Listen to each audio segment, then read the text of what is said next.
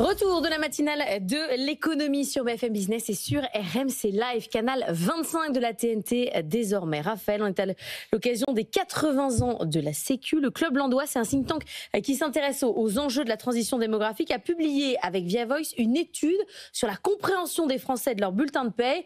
Ils comprennent rien. Oui, c'est à peu près le résultat, effectivement. Pourtant, c'est le document, le mensuel le plus lu de France. 15 millions de salariés chaque mois regardent évidemment leur bulletin de paye. Et qu'est-ce qu'ils regardent en premier ?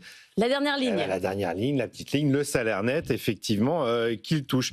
Et selon le sondage réalisé par Via Voice pour le Club Landois, 83% des Français, plus de 8 sur 10, s'arrêtent là. Pourquoi ? Parce que le reste, eh bien, c'est du chinois. C'est pourtant sur votre bulletin de paye que l'on trouve le détail de toutes les cotisations sociales, celles qui servent à financer la sécurité sociale dont on va fêter les 80 ans cet automne. Un anniversaire qui devrait être une fête populaire, mais quand on demande aux Français comment elle est financée, c'est plutôt la fête à l'ignorance. Alors pourtant c'est écrit noir sur blanc sur le bulletin de paye. Eh oui, mais encore faut-il comprendre le mode d'emploi. C'est tellement compliqué que personne n'y comprend plus rien. Seuls 13% des Français savent lire l'ensemble des lignes, l'ensemble des cotisations, et même pour des choses assez simples, comme pour la question à quoi sert la CSG. Eh bien, 6 salariés sur 10 sont incapables de répondre, alors que c'est le premier des prélèvements, quand même, la cotisation sociale généralisée. Quant à la retraite, sujet majeur de finances publiques, la moitié des Français pensent qu'ils financent la leur sans comprendre qu'ils financent en réalité celle de leurs parents. Alors, il y a le brut, il y a le net, et puis il y a le coût employeur. Alors là, c'est encore autre chose. Oui, alors tout ça entretient un flou quasiment opaque en réalité pour les salariés, alors que c'est quand même la base de notre contrat social.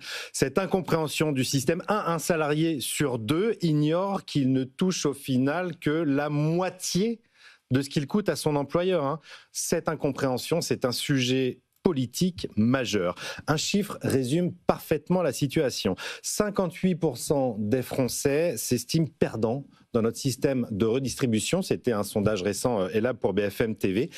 Alors que les chiffres de l'INSEE, en réalité, sont limpides et indiscutables, 57% des Français sont bénéficiaires, en réalité, de notre système de redistribution. Grosse incompréhension, gros problème. Bah oui, et la vérité, c'est qu'on a construit un système solidaire, mais qu'on a oublié d'en expliquer le mode d'emploi.